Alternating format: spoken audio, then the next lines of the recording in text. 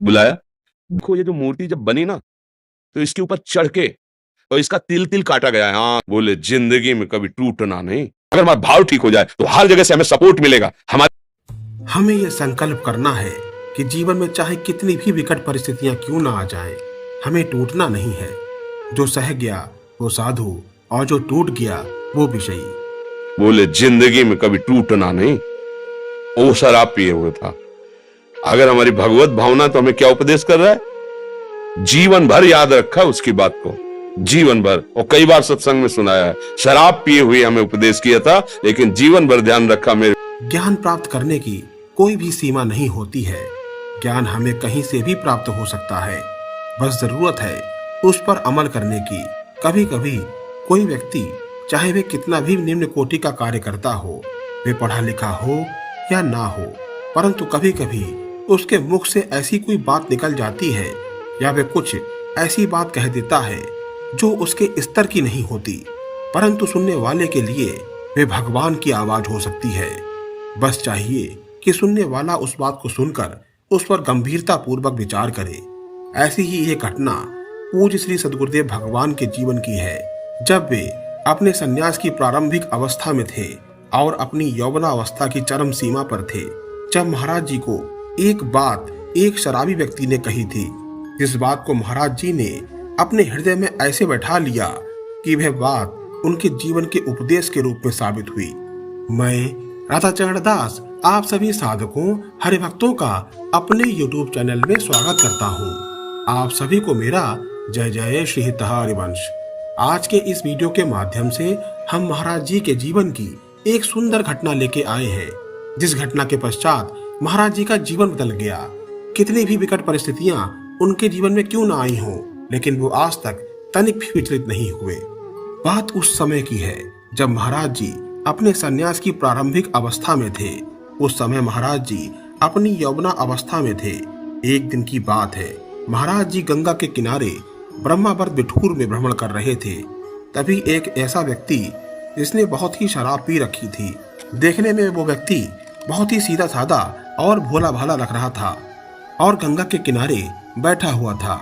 उसने महाराज जी को देखा और महाराज जी को अपने पास बुलाया। महाराज जी उसके समीप पहुंचे।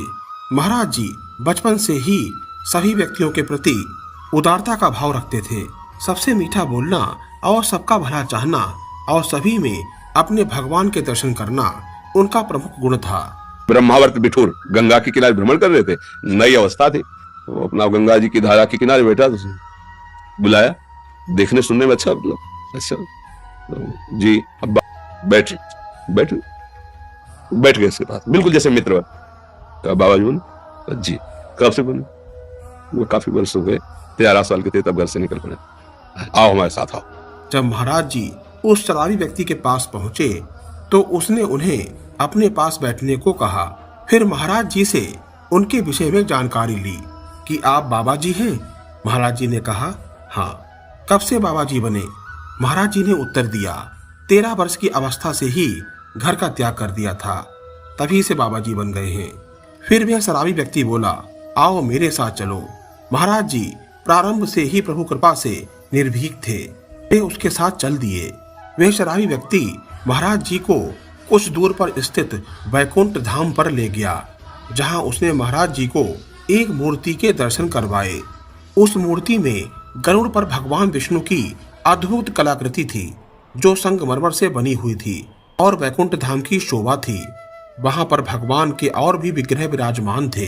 मूर्ति के दर्शन करवाकर उस शराबी ने महाराज जी से कहा देख रहे हो? महाराज जी ने कहा जी हाँ देख रहे हैं। शराबी बोला जब यह मूर्ति बनी थी तब इसके ऊपर चढ़कर इसको इतना सुंदर बनाने के लिए तिल तिल काटा गया है, इसको तिल तिल तराशा गया है ताकि सुंदर आंख, कान और मुंह बन सके। आज इसकी पूजा की जा रही है। जानते हो ये काहे की बनी है? संगमरमर की। और ये नीचे जमीन पर क्या लगा है? यह भी संगमरमर है। फर्क सिर्फ इतना है कि एक जो तिल तिल काटने पर भी टूटा नहीं, वह आज पूजा जा रहा है और एक पैरों से रौंदा जा रहा है। समझ रहे हो ना? जो तिल तिल काटने पर भी टूटता नहीं है वही पूजा जाता है। जीवन में कभी टूटना नहीं, चाहे कितनी भी विकट परिस्थितियां आ जाएं, हार नहीं मानना, टूटना नहीं। बोले देख रहे हो? जी देख रहे हैं। बोले देखो ये जो मूर्ति जब बनी ना, तो इसके ऊपर चढ़ के और इसका तिल तिल काटा गया है, आंख नाक कान बनाने वाले ने। आज ये पूज रही है। जानते हो काहे की बनी? संगमरमर की। बोले नीचे जो क्या लगा है? संगमरमर। बोले एक जो तिल तिल काटने पे टूटा नहीं वो पूज रहा है, और एक पैरों से रौंदा जा रहा है। समझ रहे हो? काटने से भी टूटना नहीं चाहिए, वही पूजता है। हमने प्रणाम किया था, जैसे संत को प्रणाम किया जाता है ना, उस शराबी को प्रणाम किया। वह दिन और आज का दिन महाराज जी ने उस शराबी की इस बात को एक संत के उपदेश की भांति स्वीकार किया।